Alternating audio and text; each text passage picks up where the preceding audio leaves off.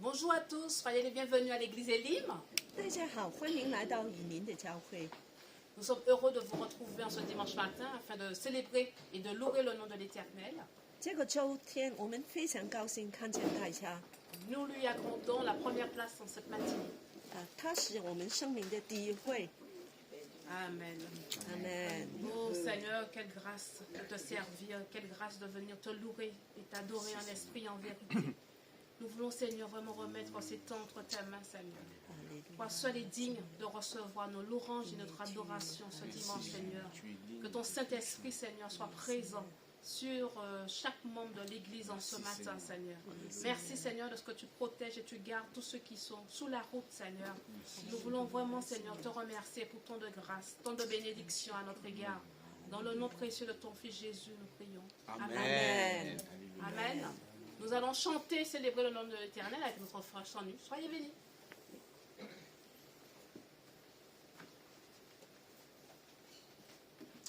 Bonjour à tous, bienvenue à l'église Elim. Je suis très heureux que vous soyez parmi nous ce matin. On va tous se lever, chanter les louanges à notre Seigneur. Alléluia. Amen. Dieu est puissant. Est-ce que notre Dieu est puissant? Alléluia. Amen. Alléluia.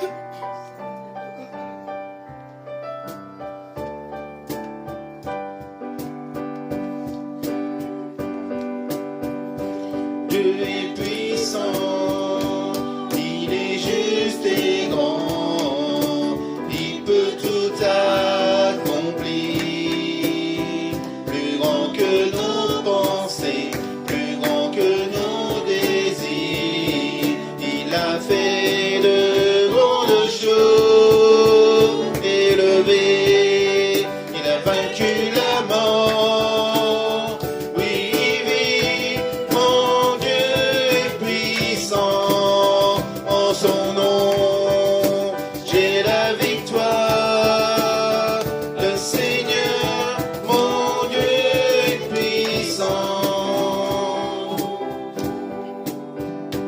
Dieu vit en nous, il est parmi nous, il ouvre la voie, plus grand que nos attentes, plus grand que nos espoirs, il a fait de grandes choses, élevé, il a vaincu la mort, oui, oui, mon Dieu est puissant, en son nom, j'ai la victoire, le Seigneur, mon Dieu est puissant, élevé, élevé, il a vaincu la mort, oui, oui, mon Dieu est puissant, en son nom, j'ai la victoire, le Seigneur, mon Dieu est puissant, Dieu est ici, Dieu est ici, sa grâce nous conduit, il ne s'éloigne jamais, il ne s'éloigne jamais, Dieu est pour nous, ses bras sont ouverts, il nous tient dans sa main, il nous tient dans sa main, élevé, il a vaincu la mort, oui, oui, mon Dieu est puissant, en son nom, j'ai la victoire, le Seigneur, mon Dieu est puissant, le Seigneur, mon Dieu est puissant, le Seigneur, mon Dieu est puissant, alléluia, notre Seigneur est puissant, il est glorieux, alléluia, merci Seigneur, merci pour tous tes bienfaits, alléluia, merci encore mon Dieu, alléluia, merci Seigneur.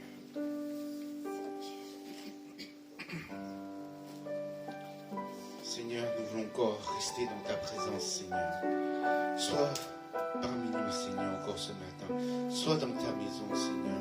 Nous voulons élever ton saint nom. Nous voulons te donner toute la gloire, toute la louange qui t'est due à toi seul. Nous voulons voir ta présence dans nos vies, Seigneur.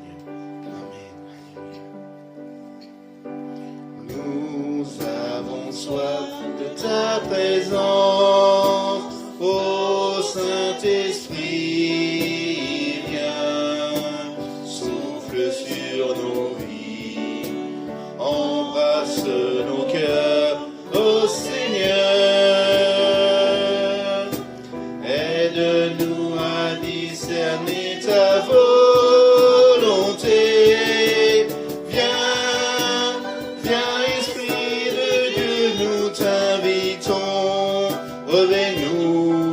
Remplis-nous de ta sainte présence, qu'au travers de nous tu puisses agir avec puissance pour confirmer les paroles que nous allons annoncer. On reprend.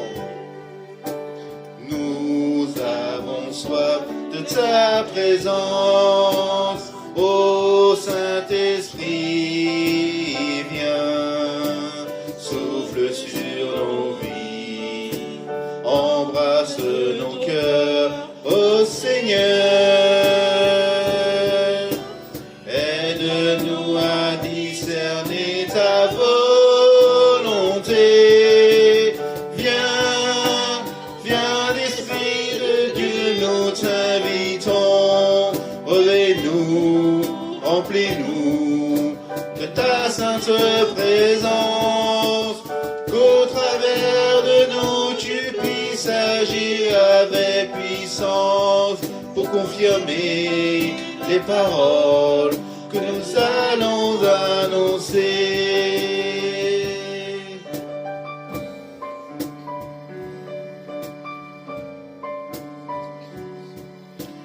Nous avons soif de ta présence, ô Saint-Esprit, viens, souffle sur nos vies, purifie nos cœurs, ô Seigneur,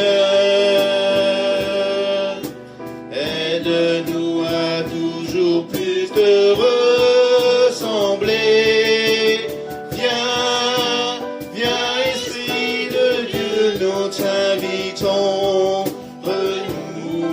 remplis-nous de ta sainte présence, qu'au travers de nous tu puisses agir avec puissance pour confirmer les paroles que nous allons annoncer.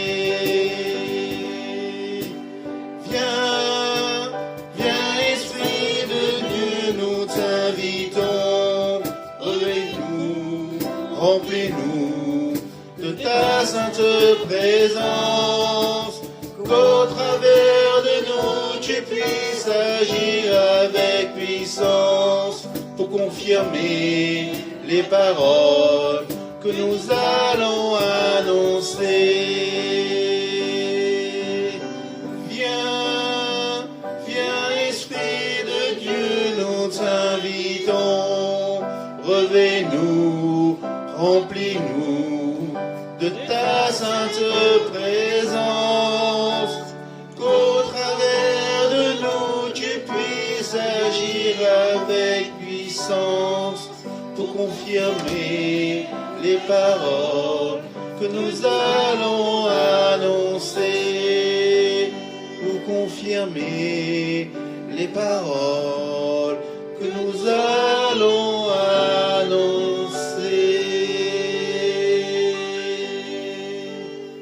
Viens, Esprit de Dieu, dans nos vies. Viens nous toucher encore ce matin, Seigneur. Viens purifier nos cœurs encore ce matin, Seigneur. Alléluia. Alléluia. Alléluia.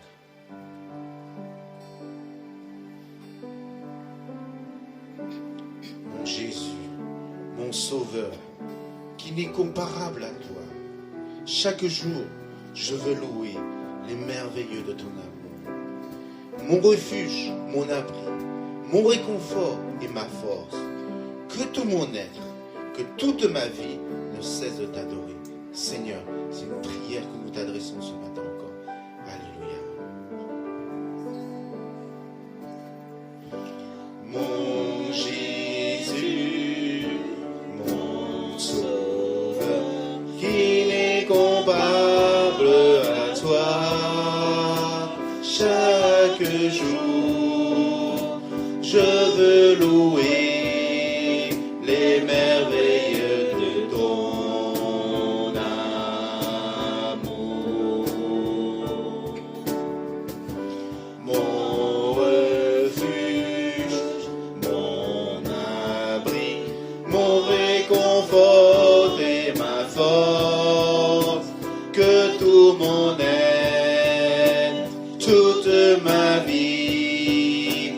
ne cesse de t'adorer.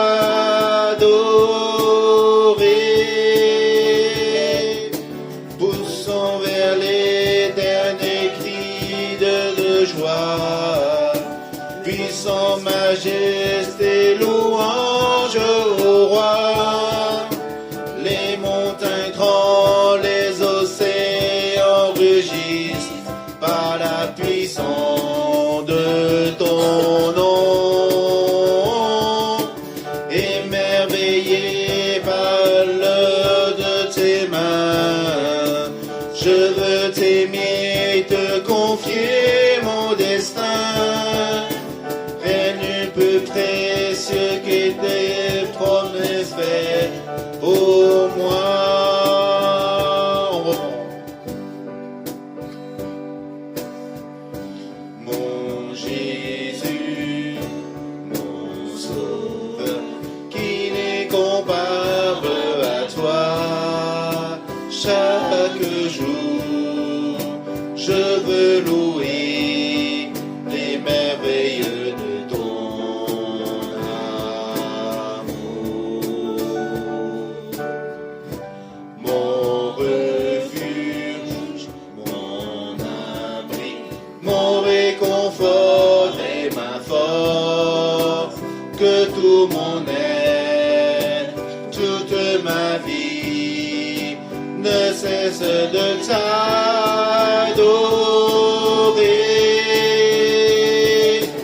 Poussons vers l'éternel cri de joie, puissant majesté, louange au roi.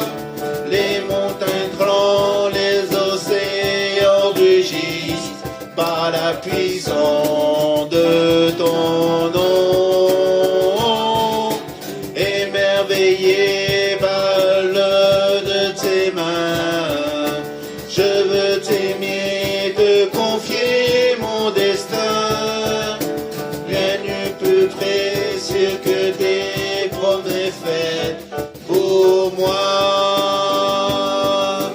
Poussons vers l'éternel cri de joie, puissant majesté, louange au roi.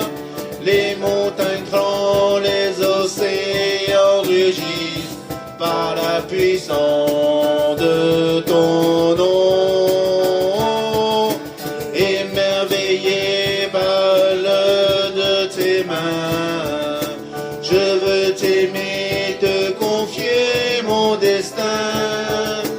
Rien n'est plus précieux que tes promesses faites pour moi. Rien n'est plus précieux que tes promesses faites pour moi.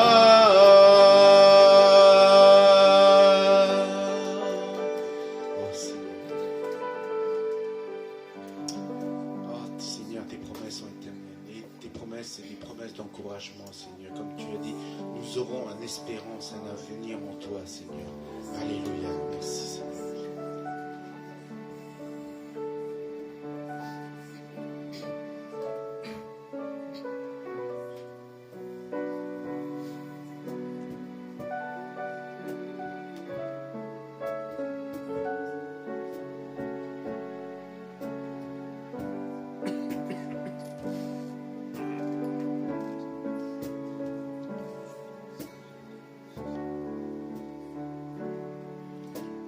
Cœur a soif de toi,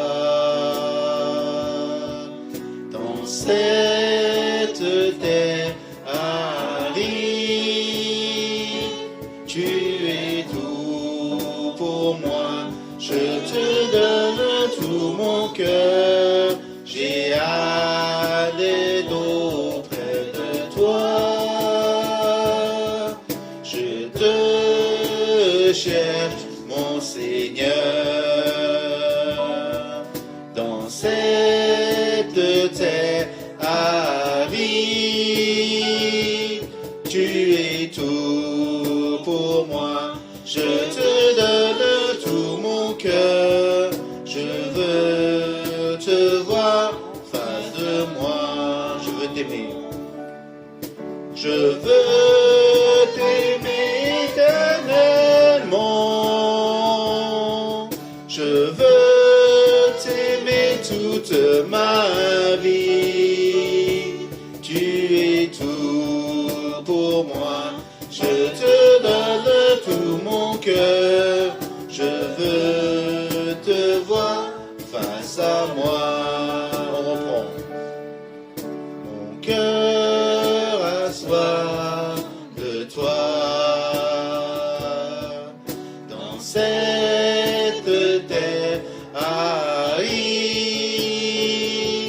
tu es tout pour moi. Je te donne tout mon cœur. J'ai hâte d'être auprès de toi. Je te cherche, mon Seigneur. Dans cette terre aride, tu es tout pour moi. Je te donne tout mon cœur.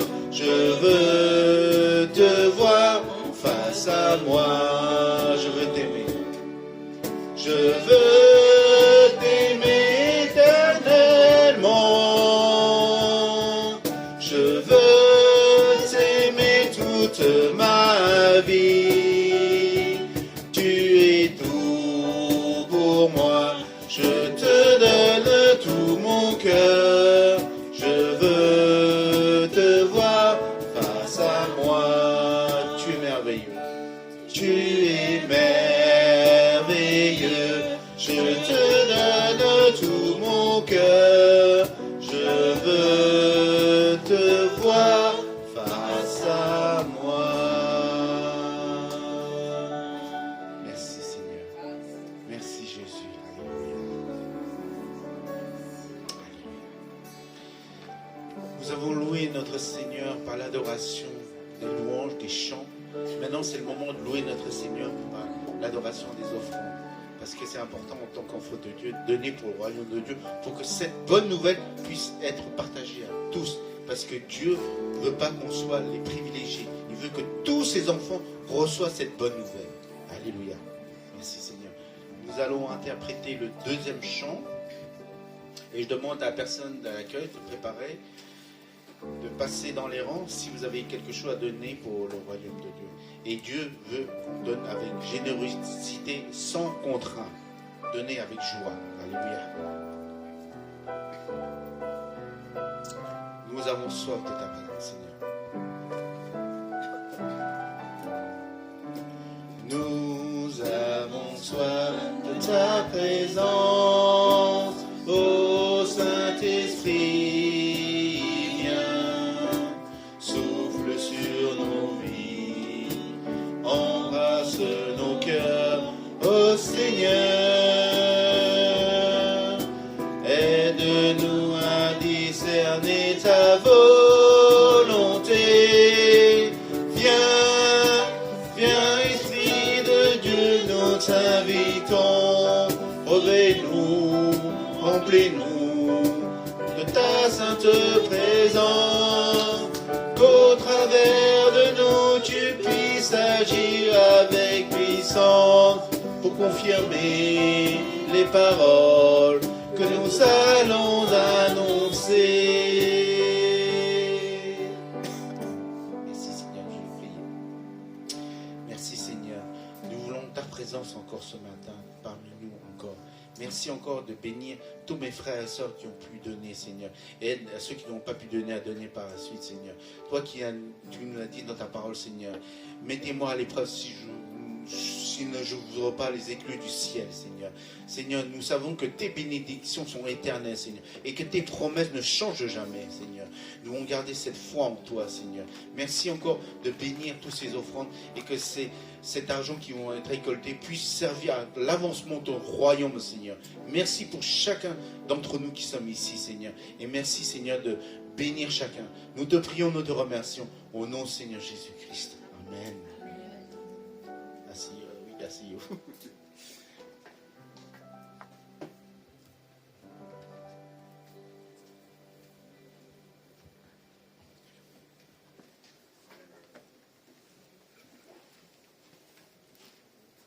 Soyez encore les bienvenus à l'église Élim.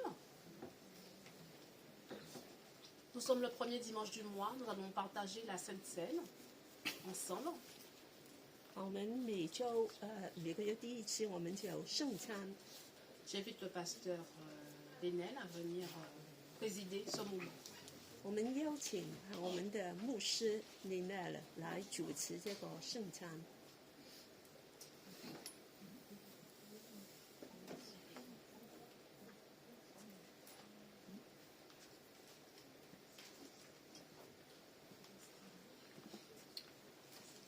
Voilà, c'est toujours un moment solennel que de se souvenir, car la Sainte Seine est finalement comme un mémorial, comprenez, un lieu de mémoire. Pourquoi?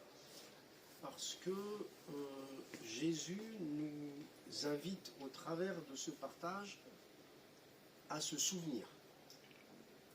Et donc, la Sainte Seine, c'est se souvenir. Ça nécessite un travail sur nous-mêmes, c'est-à-dire une capacité à laisser de côté un petit peu tout ce qui fait nos préoccupations actuellement. Parce que vous savez que pendant le culte, il n'y a pas seulement l'adoration, mais il y a quelquefois beaucoup de pensées qui arrivent. Alors on pense au repas du midi, on pense à l'après-midi, on pense à demain, on pense à la semaine. Tout ça, ça arrive dans notre esprit. Et je vous l'avais peut-être déjà dit d'ailleurs ça. Voilà, on a une grande capacité à partir avec notre esprit. Et donc, la Sainte Seine, c'est vraiment le moment où il faut mettre de côté tout ce qui envahit notre esprit pour se souvenir. Se souvenir de ce que Jésus a vécu pour nous. Et comme dit l'Épître aux Hébreux, il nous convenait en effet d'avoir un souverain sacrificateur comme lui, saint, innocent, sans tache, séparé des pécheurs. Il n'y a que lui. Hein.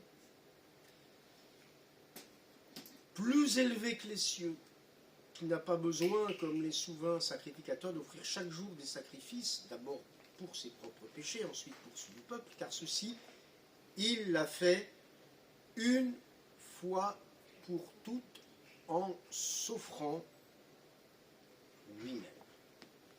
Donc, on se souvient de ce que Jésus s'est offert lui-même, c'est-à-dire volontairement, sans que quelqu'un ne le pousse, ne le force, ne le contraigne.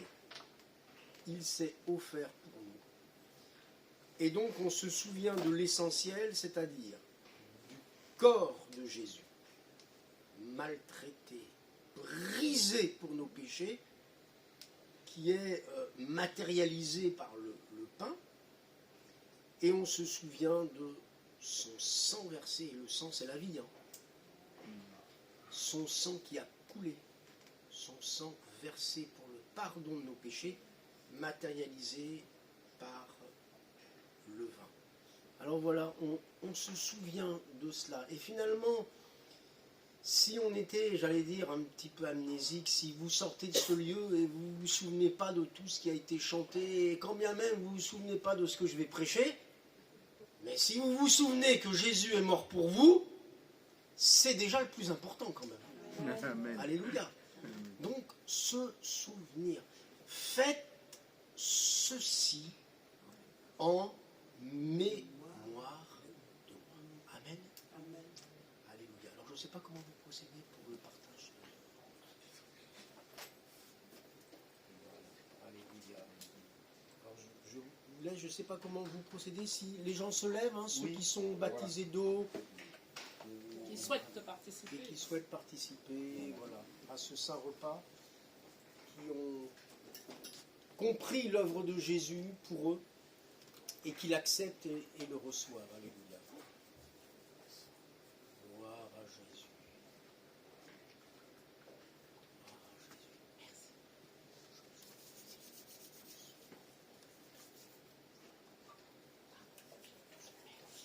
Je me souviens.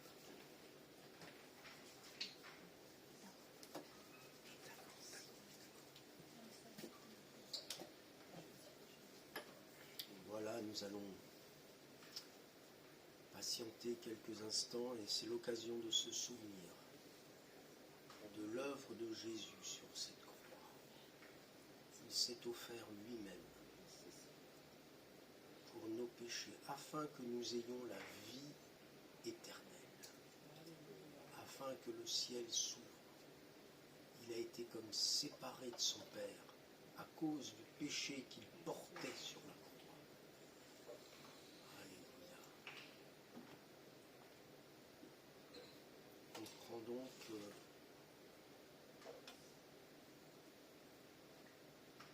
ensemble, nous prenons donc ensemble donc le pain en nous souvenant de ce corps brisé, de ces clous qui ont brisé le corps de Jésus. Amen. Alléluia. Tout ce pain. Merci Seigneur.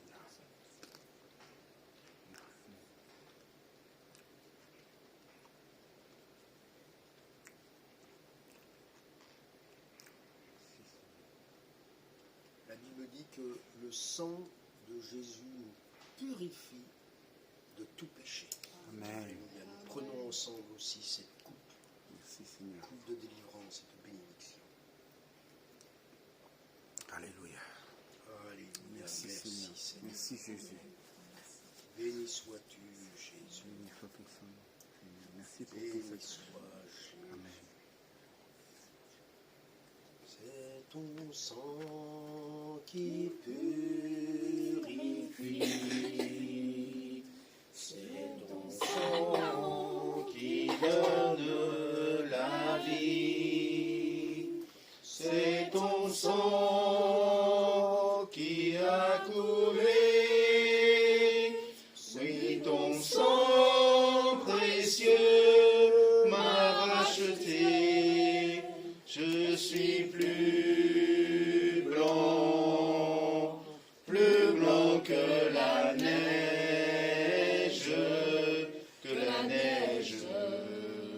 Ô Jésus, toi l'agneau immolé.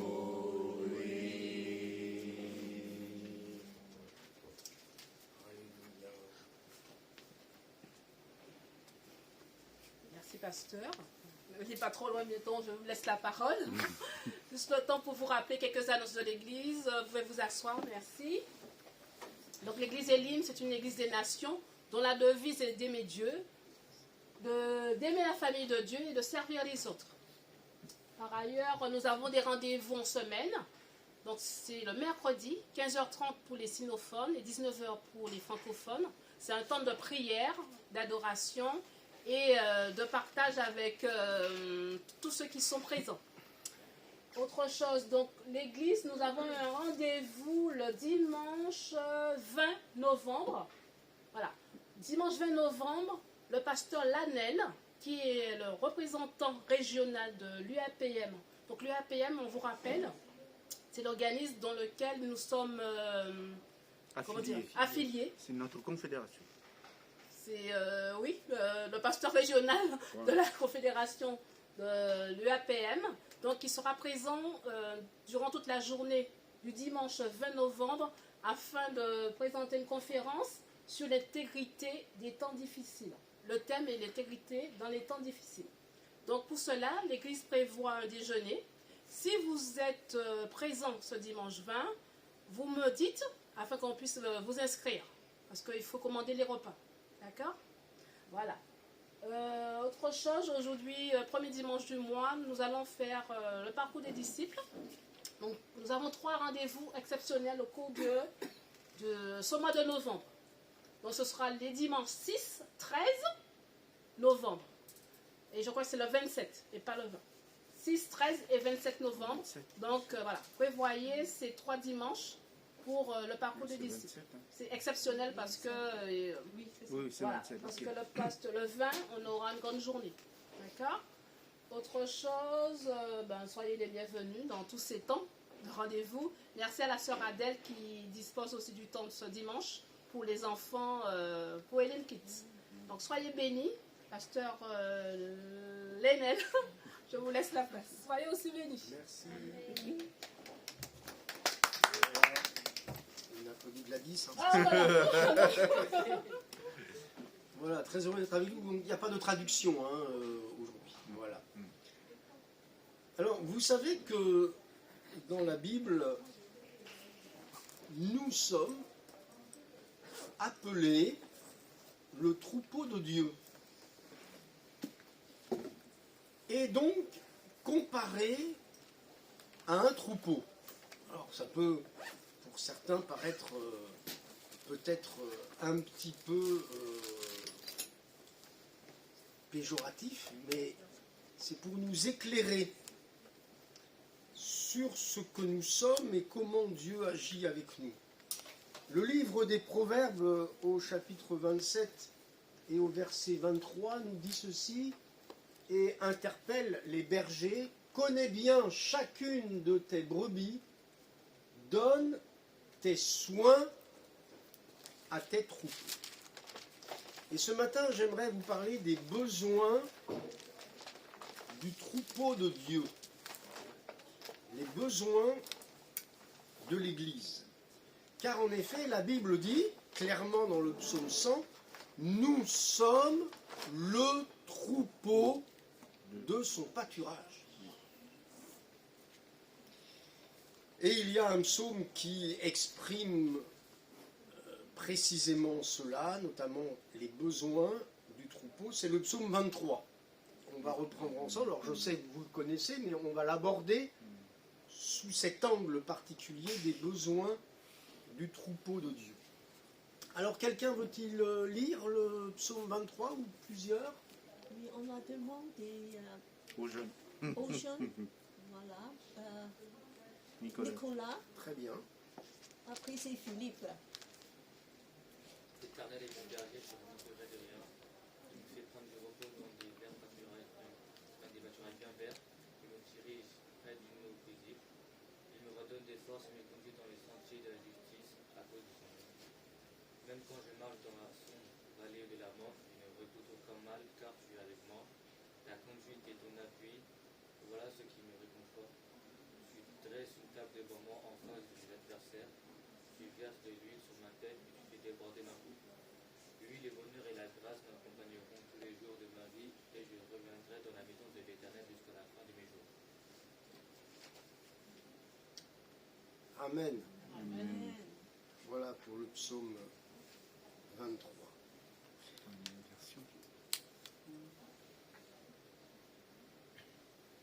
C'est un autre psaume qui dit « Tu as conduit ton peuple comme un troupeau. » Comme un troupeau. Et donc ça doit nous interpeller de savoir comment un berger conduit son troupeau pour comprendre comment Dieu nous conduit. Tu as conduit ton peuple comme un troupeau. D'où l'importance de l'activité du berger. Savez-vous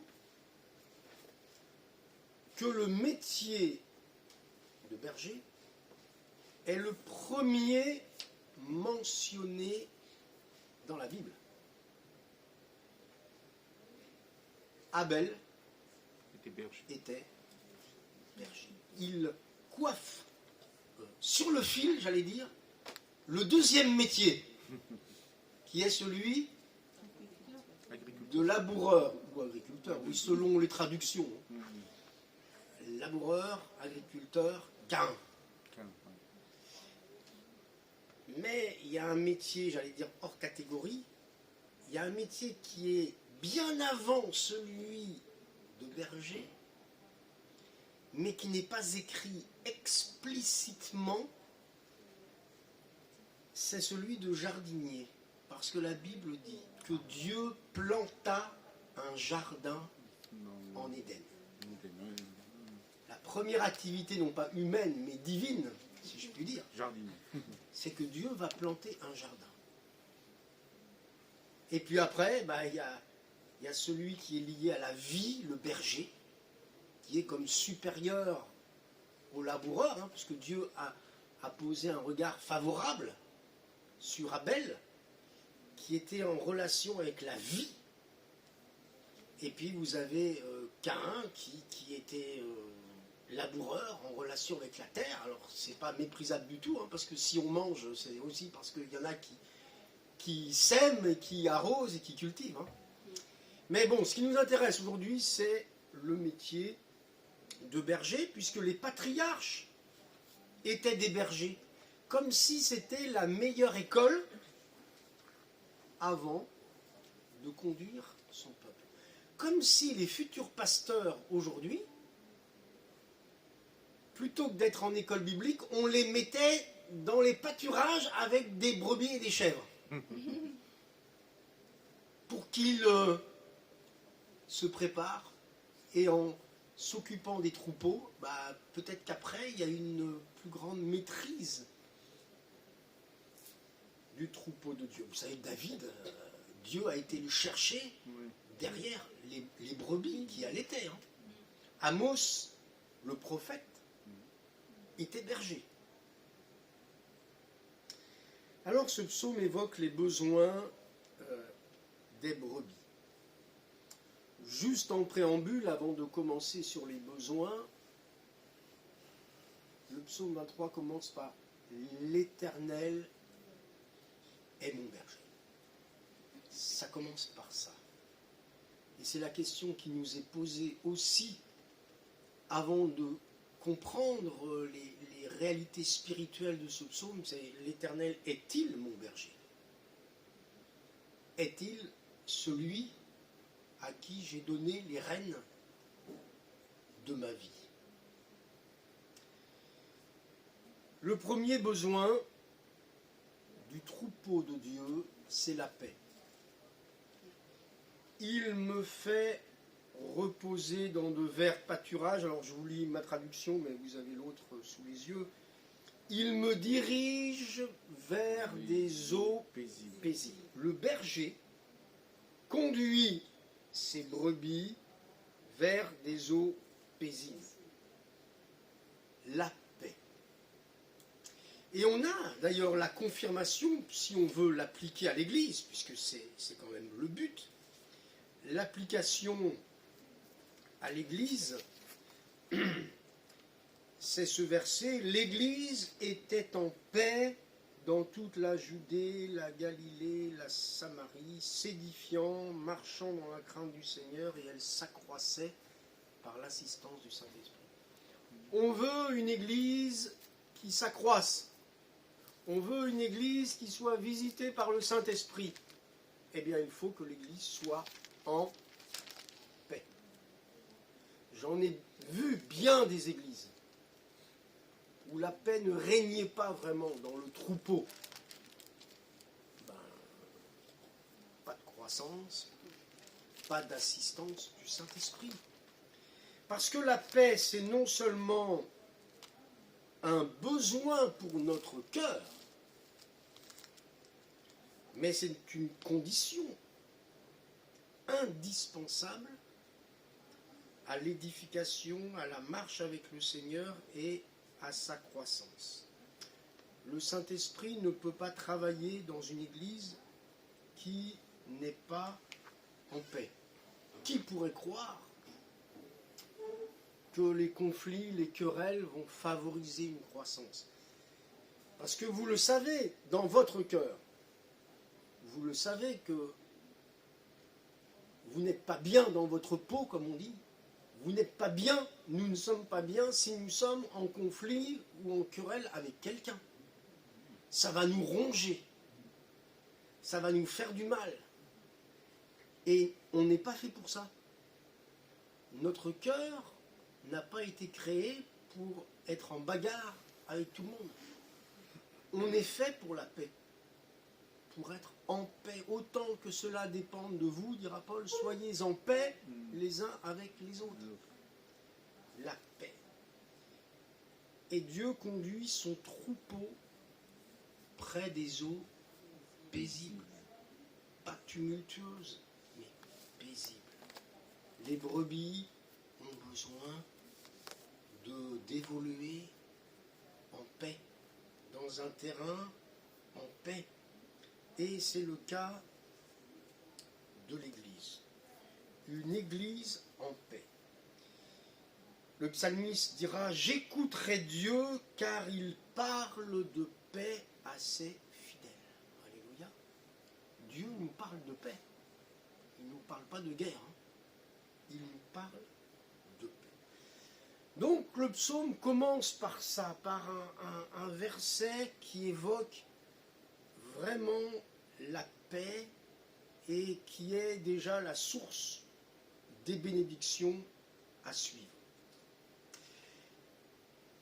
Et parce que le troupeau a besoin de nourriture, il conduit son peuple dans de verts pâturages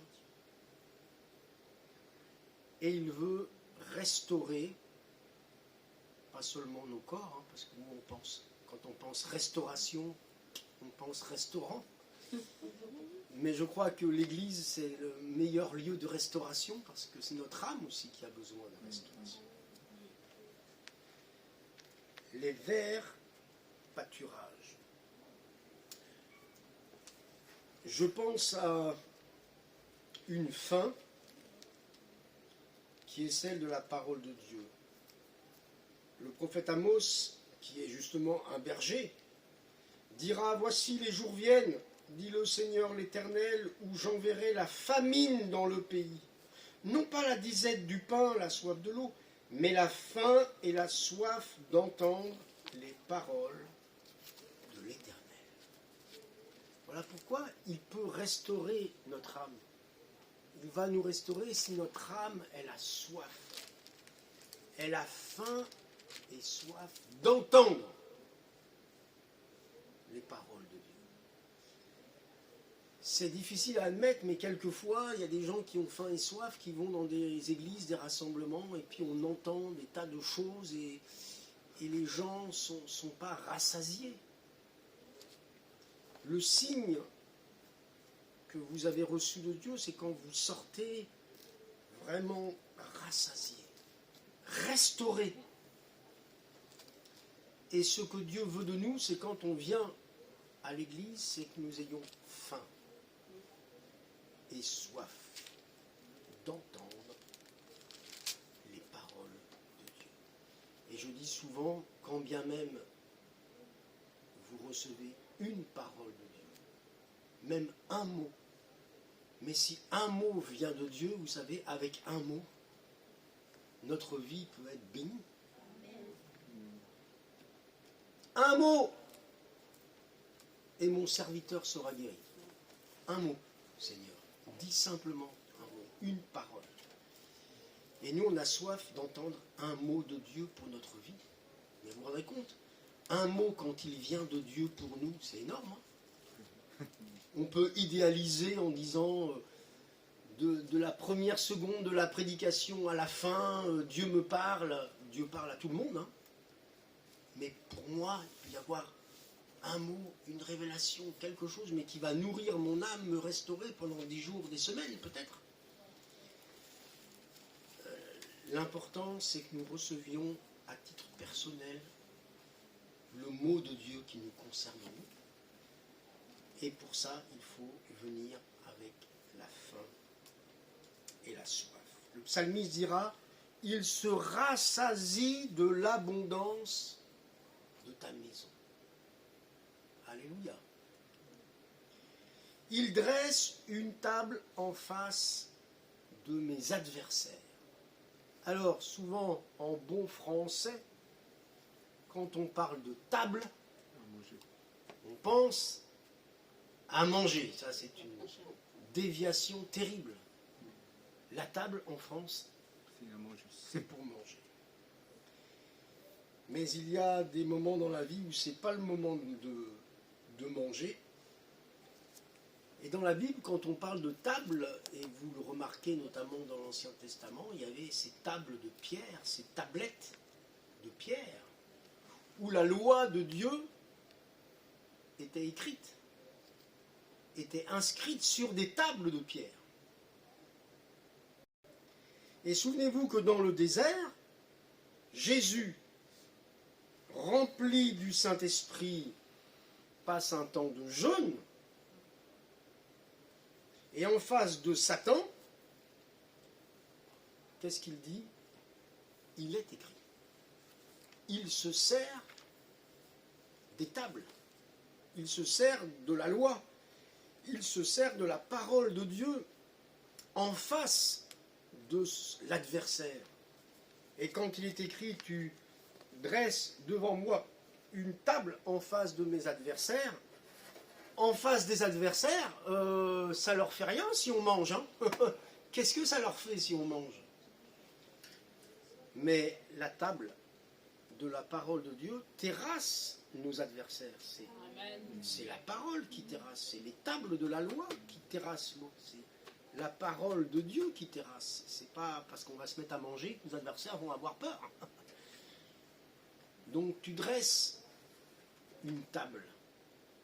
C'est la table de la parole de Dieu. Et parce que le troupeau de Dieu a besoin de nourriture, Dieu prend soin de son troupeau. Comme le berger, dans Ézéchiel 34, il est écrit ceci: ainsi parle le Seigneur l'Éternel. Voici, j'aurai soin moi-même de mes brebis. C'est Dieu qui dit ça. Il s'engage à prendre soin de ses brebis. Et j'en ferai la revue.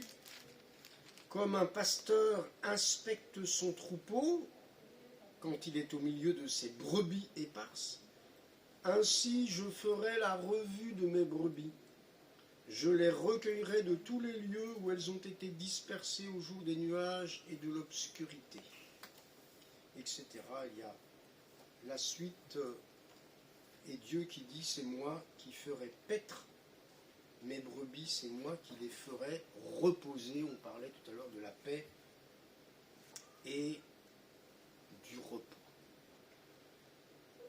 Nous avons un Dieu qui nous conduit dans la paix, mais qui nous conduit là où il va pouvoir prendre soin de nous par sa parole.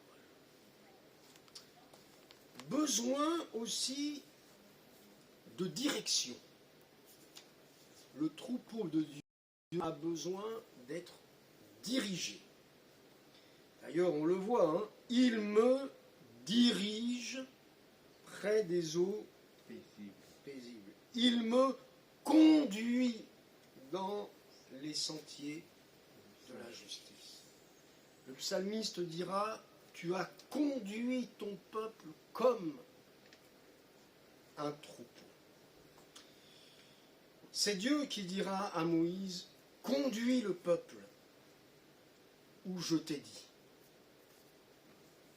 Donc on voit un homme qui va conduire le peuple, mais derrière l'homme, c'est le Seigneur, puisque plus loin, dans Exode 32, il est écrit: c'est l'Éternel seul qui a conduit son peuple. Alors c'est contradictoire, parce que à la fois c'est Moïse qui le conduit, mais à la fois Dieu ne donne pas sa gloire à un homme, puisque c'est Dieu qui l'a inspiré, c'est Dieu qui l'a envoyé, et que la Bible dit, mais c'est Dieu seul qui a conduit son peuple, mais il a quand même utilisé Moïse, mais c'est pas Moïse qui a conduit, c'est Dieu, au travers d'un instrument qui était Moïse, parce que le bon berger, le souverain pasteur, c'est le Seigneur.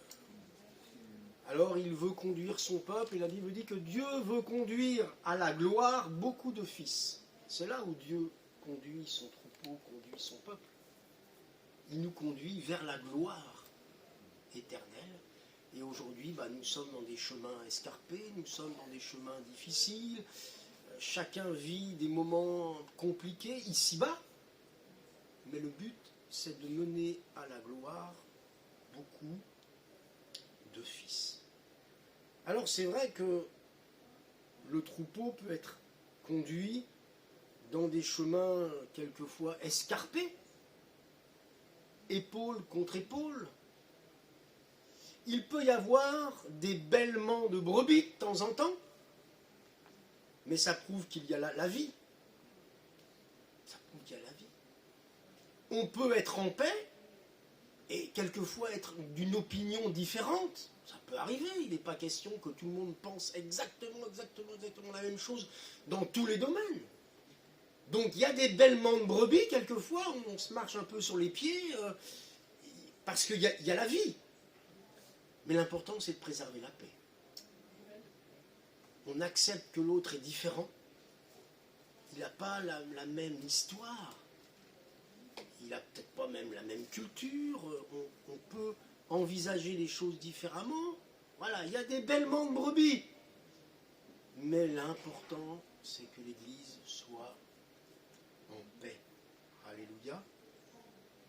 Dieu veut un seul troupeau. Jean 10, hein, il y a un seul berger et un seul troupeau. Besoin donc d'être dirigé, besoin de direction, besoin de protection. Bah oui, les brebis, elles ont besoin d'être protégées par le berger. Quand je marche dans la vallée de l'ombre de la mort, je ne crains aucun mal, car tu es avec moi, ta houlette et ton bâton me rassure. Alors que la houlette nous rassure, c'est un peu normal. Que le bâton nous rassure, il faut donner une explication. Le berger, il a un bâton, il a une houlette. Alors une houlette, vous savez, c'est une sorte de morceau de bois qui se termine par un petit cercle. Ouais. Voilà. Qui permettait, quand une brebis était un petit peu désobéissante, paf, de la récupérer au niveau du cou, mais sans lui faire mal. Mais la houlette, hop, la chèvre était coincée, hein, la chèvre ou la brebis, bref. La houlette, ça rassure.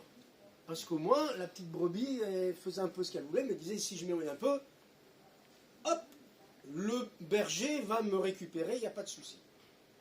Le bâton. Je ne sais pas si je venais ce matin avec un bâton, si ça vous rassurait. Mais en réalité, le bâton, c'est pas pour la brebis, le bâton. Le bâton, c'est pour le loup. Voilà pourquoi un bâton, ça rassure. Le bâton du berger, il rassure. Parce que le bâton, il est destiné au loup. Donc vous comprenez mieux maintenant. Il rassure parce que la brebis se dit, si un loup approche, le berger a son bâton. Et donc ces deux instruments, bâton et houlette, ne font que rassurer. Besoin de protection. D'ailleurs, si on applique cela à l'Église, je vous rappelle ce passage de Actes chapitre 20, où Paul s'adresse aux anciens de l'Église et il dit ceci: prenez donc garde à vous-même et à tout le troupeau. Vous voyez, une nouvelle fois, nous sommes comparés, le peuple de Dieu, au troupeau de son pâturage. Prenez garde à vous-même et à tout le troupeau sur lequel le Saint-Esprit vous a établi évêque pour faire paître l'Église du Seigneur qu'il s'est acquise par son propre sang. Et voilà le sens du bâton, écoutez bien. Je sais qu'il s'introduira parmi vous, après mon départ, des loups cruels qui n'épargneront pas le troupeau, et qu'il s'élèvera du milieu de vous des hommes qui enseigneront des choses pernicieuses pour entraîner les disciples après eux. Veillez donc. Vous voyez, de la même manière dont il y avait un bâton à disposition du berger pour les loups, eh bien, il y a la transposition claire dans le Nouveau Testament. Attention, il peut s'introduire des loups qui vont troubler le troupeau. Alors, dans un autre registre, je me souviens de David, dans 1 Samuel 17, verset 34, où David dira au roi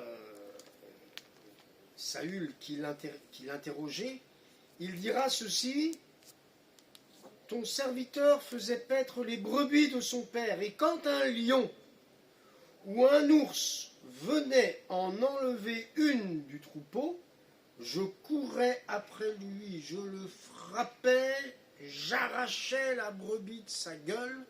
S'il se dressait contre moi, je le saisissais par la gorge, je le frappais et je le tuais. Vous avez compte? David explique comment il était capable de se battre avec un lion ou un ours pour sauver une brebis. On aimerait bien que les pasteurs aujourd'hui soient aussi courageux. Hein, quand une brebis va mal, que le pasteur dise moi je vais me mettre en travers hein, et je vais protéger ma brebis quel que soit le combat à mener. Il arrache de la gueule de l'ours, du lion, il arrache la brebis.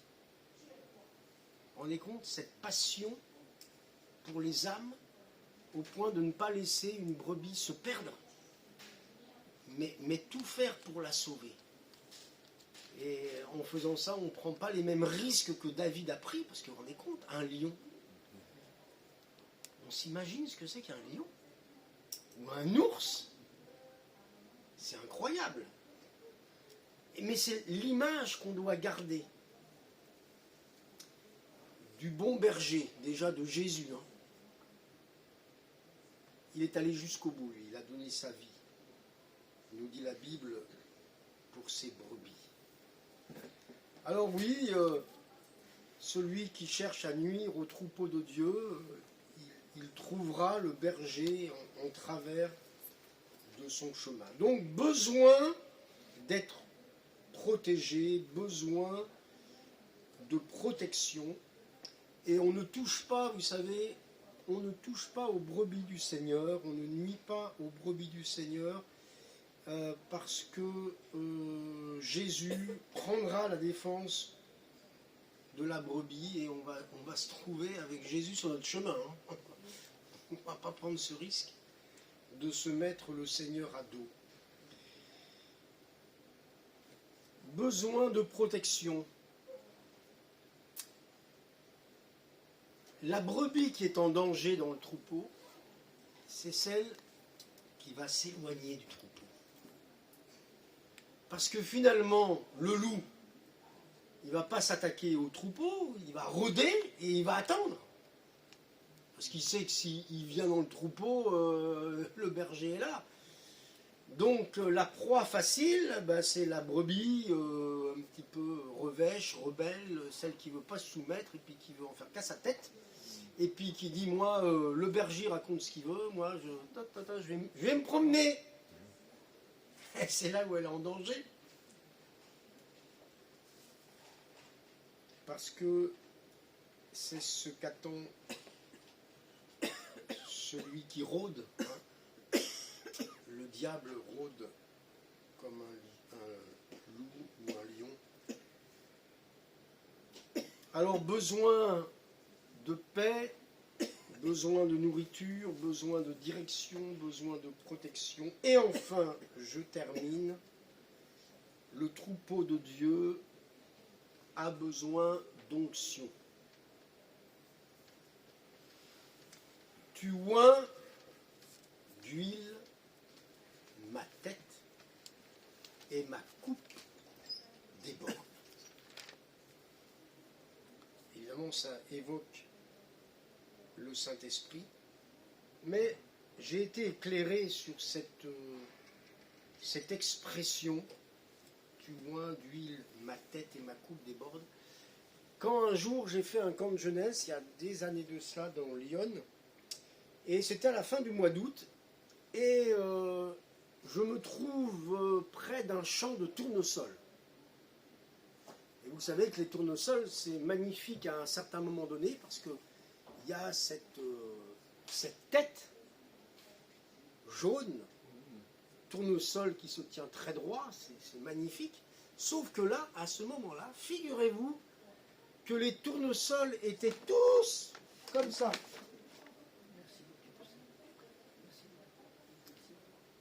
et que c'était la saison pour récupérer ce qu'on appelle l'huile de tournesol, évidemment. Et j'ai compris une chose, c'est que finalement, à ce moment-là, la tête du tournesol était gorgée d'huile, et que le poids de l'huile, ça devenait tellement lourd que le tournesol, il se courbait. Tu oins d'huile ma tête. L'orgueilleux, celui qui se tient droit, celui qui regarde les autres de haut, il n'est pas rempli du Saint-Esprit. Celui qui est rempli du Saint-Esprit, il se courbe devant Dieu. Il est rempli d'humilité. Plus notre tête, et quand je dis notre tête, c'est notre cœur, évidemment, mais plus nous serons remplis d'huile, plus on va se plier à la volonté de Dieu. Plus on va se courber devant la volonté de Dieu. Vous voyez ce que je veux dire? Il y a le tournesol qui est beau comme ça, radieux, magnifique, mais c'est quand il est rempli d'huile, j'allais dire du Saint-Esprit, quand il est rempli d'huile, que le poids de l'huile le fait courber. Alléluia. Amen. Donc ne nous trompons pas par l'apparence, mais c'est le vécu qui démontre si nous sommes remplis d'humilité, remplis du Saint-Esprit. Et c'est à ce moment-là où le tournesol peut être l'abondance pour nous, c'est-à-dire l'huile qui est récupérée pour le plus grand bien des hommes. Et donc plus il y a des hommes et des femmes remplis du Saint-Esprit dans le troupeau, sur lesquels repose l'onction divine, la présence de Dieu, et je dirais, moins il y aura de problèmes liés à la chair, à la nature humaine dans le peuple de Dieu. Parce que les problèmes dans un troupeau, et je me sens libre de vous en parler puisque je viens occasionnellement, les problèmes sont toujours liés à notre nature humaine, charnelle. Et plus nous sommes remplis du Saint-Esprit, et moins il y aura ces difficultés liées à la chair. Et enfin, je termine tout simplement avec le seul verset qui est au futur dans ce psaume, puisque les versets précédents qui expriment nos besoins sont présents, c'est au présent. Et le dernier verset, verset 6, lui, il est au futur. Le bonheur et la grâce m'accompagneront tous les jours de ma vie. C'est une belle perspective, quand même. Et j'habiterai, toujours au futur, voilà, à partir de demain, j'habiterai dans la maison de l'Éternel jusqu'à la fin de mes jours. Donc on voit vraiment une trajectoire bénie, parce qu'il y a avant tous ces versets dont on a parlé. Voilà, donc ça c'est le verset dont je viens de vous parler. Et ça prouve que tous les autres versets sont à vivre au présent. Souvenez-vous donc des besoins du troupeau de Dieu, je les répète, besoin de paix dans le troupeau, besoin de nourriture, et j'évoquais la parole de Dieu, besoin d'être dirigé, il nous conduit vers des eaux paisibles, besoin de protection, notamment par sa houlette et son bâton qui nous rassure, et enfin besoin d'onction. Que le Seigneur bénisse son Église avec ces quelques paroles. Amen. Amen. Seigneur, nous voulons te remercier parce que tu places devant nous comme un guide quelques éléments qui sont suffisants pour nous faire grandir, pour nous permettre, Seigneur, d'évoluer dans ta maison en comprenant quelle est ta volonté. Seigneur, nous te remercions pour l'abondance de ta maison, pour tout ce que tu donnes à ton troupeau, que tu conduis, que tu diriges, que tu protèges. Merci Seigneur, parce que c'est toi le berger de ton pâturage. Et tu veux utiliser des hommes et des femmes dans ce troupeau pour soutenir les autres, pour panser les plaies des autres, de ceux qui sont blessés, souffrants, malheureux. Seigneur, merci de permettre que la paix soit conservée au sein de ton troupeau pour voir la gloire de ton nom se manifester. Te disons merci dans le merveilleux nom de Jésus. Amen. Amen. Amen, amen, amen, amen. Merci Seigneur. Gloire à Dieu. Merci Seigneur. Alléluia, je laisse la place à nos sœurs. Merci. Merci, pasteur. Soyez encore les bienvenus pour les personnes qui viennent d'arriver.